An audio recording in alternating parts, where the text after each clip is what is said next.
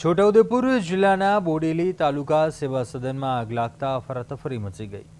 નાયબ કલેક્ટરની ચેમ્બરમાં એસીમાં શોર્ટ સર્કિટ થવાથી આગ ભભૂકી ઉઠી હોવાની પ્રાથમિક માહિતી સામે આવી હતી। ઘટનાની જાણ થતાં અધિકારીઓ, કર્મચારીઓ અને લાભાર્થીઓ તાત્કાલિક બહાર નીકળી ગયા હતા। ફાયર વિભાગની ટીમે સ્થળ ઉપર પહોંચીને આગ ઉપર કાબૂ મેળવવાની કામગીરી શરૂ કરી હતી।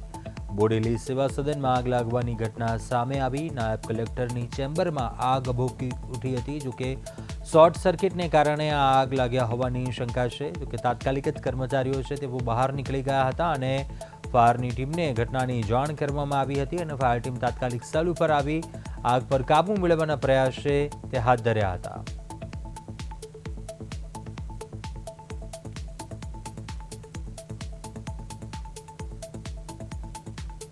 રાબેતા મુજબ બધી કચેરીઓ કાર્યરત હતી।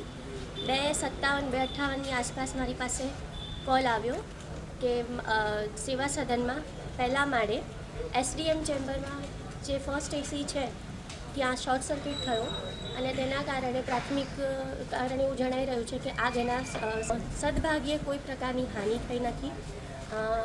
બધા જ લોકો સેફ છે, કોઈ એવો પ્રશ્ન નથી। આશરે 20 થી 25 મિનિટની અંદર આપણે આગ પર ઓવરઓલ કાબૂ